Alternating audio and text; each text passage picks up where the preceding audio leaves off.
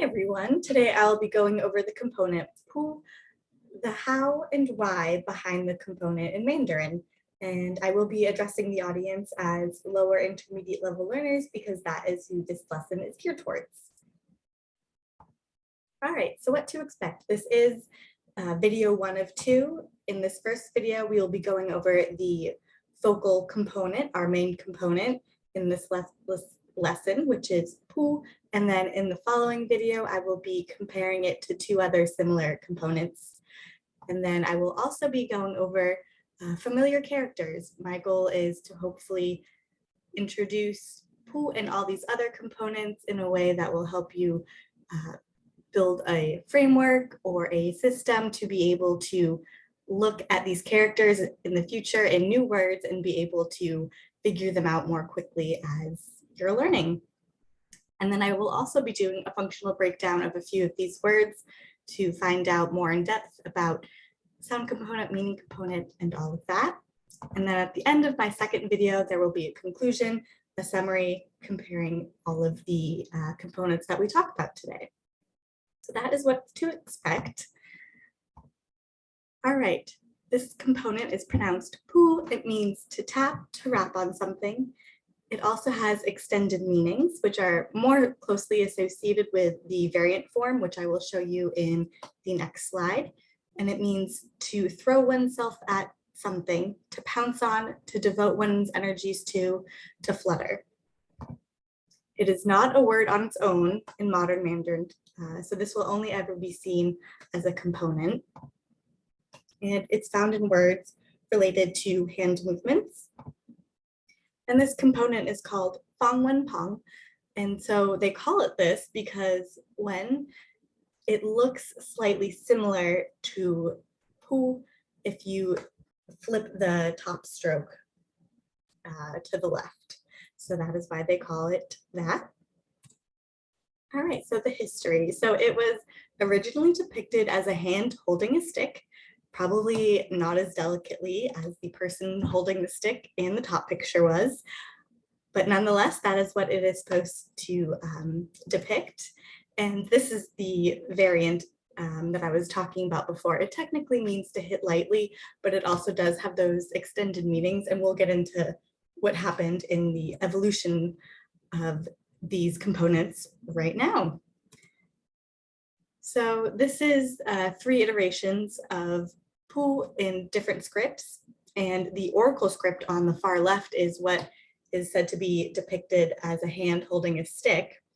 I didn't quite see it at first, but this is what I think the hand is. I think the hand is what I've highlighted in green, and then the purple is the stick, I believe.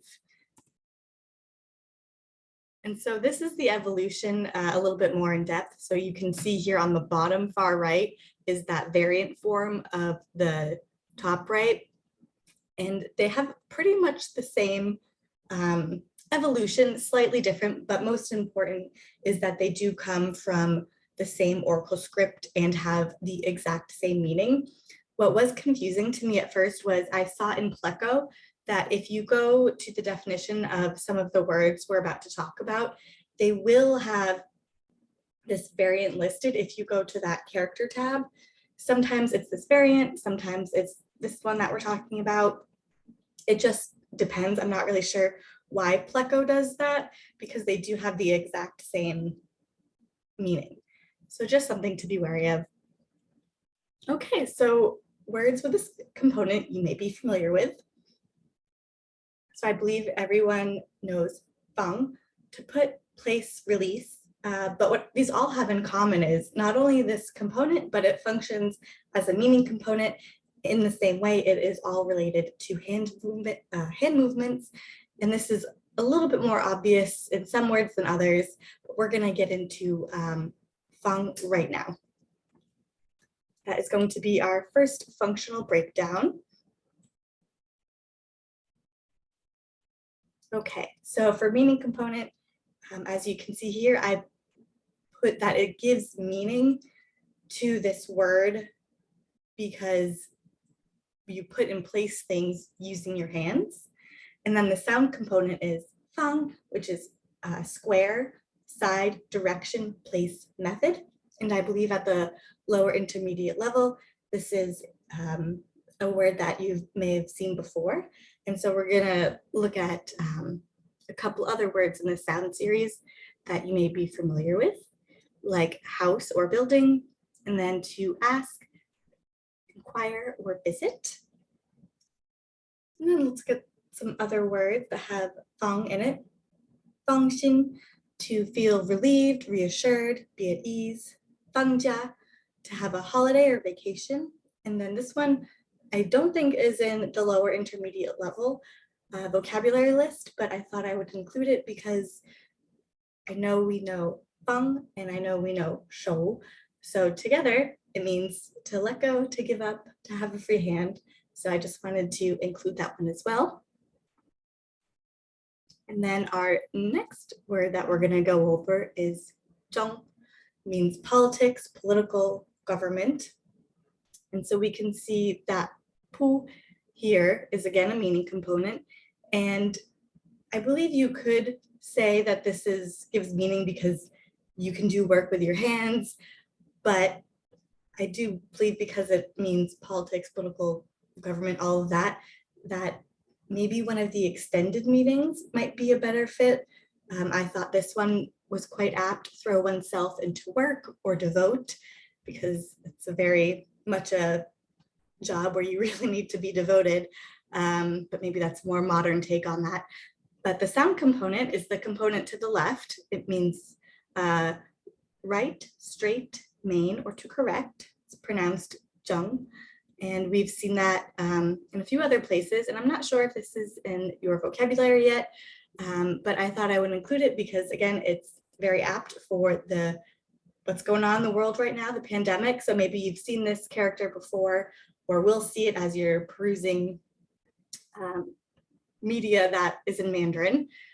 This means disease, and it's part of the sound series that we're talking about.